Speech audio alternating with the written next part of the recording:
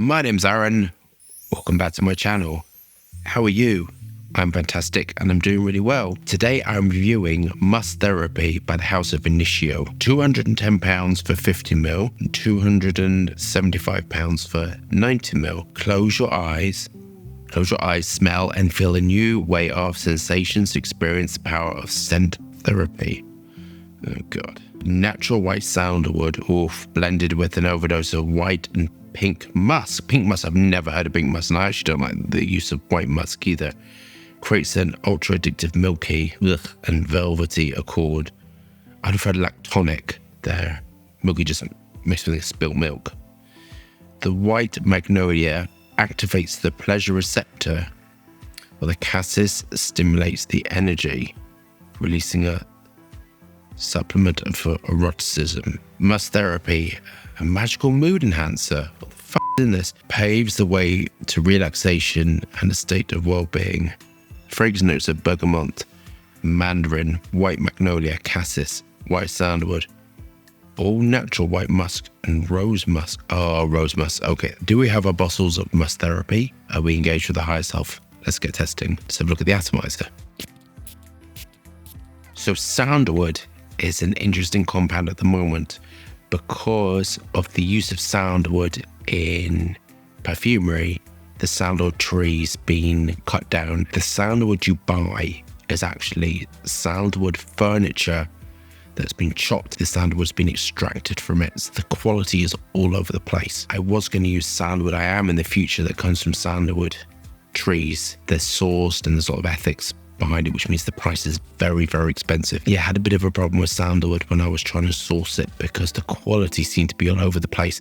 And when you have good quality, it was wild, which I don't want wild. I kind of want farmed, all the rest of it, because that's the most sustainable thing. So the quality of sandalwood's all over the place and the price is all over the place. Let's buy the fragrance and see what we think.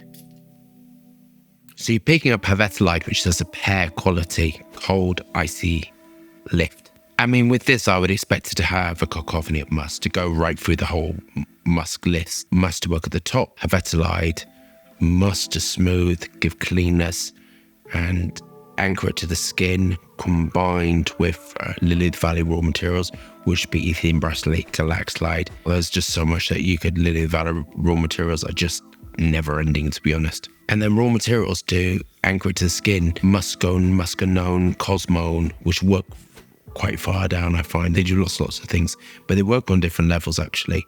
That's kind of what I would thought, and that's kind of what I'm getting. Coumarin. You have to be careful with coumarin and musk because they can smell a bit pissy, especially with muscanone and coumarin. You have to be really, really careful with that. It has not a nice quality, but not handled correctly. That's not happening here. This has got loads of lift, actually. Hedio, Isu Super, very smooth. In these sort of formulas, I would expect smoothness, softness, and that's what you're getting from this, actually.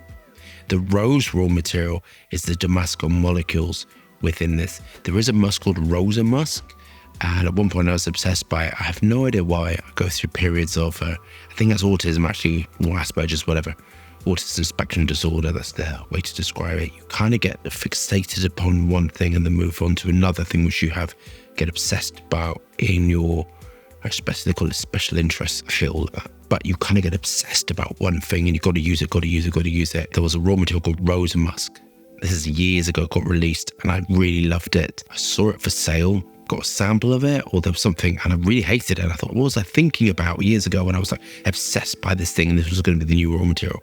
Then I realized that's how the salesperson was selling it to me, this amazing magical thing. And years later, when it's all a bit the same and I don't really get excited by raw materials too much anymore, I still love it, but my brain has changed because through experience you kind of see how everything's quite similar and works in their own category, and everything's changed now to become categorized. I wouldn't use it now, which is so strange. But muscanone, and this is giving it smoothness, but the rose quality is from the Damascone molecules. It's got radiant. I'm so surprised because musk-based fragrances don't generally give you sort of radiance. They're quite heavy.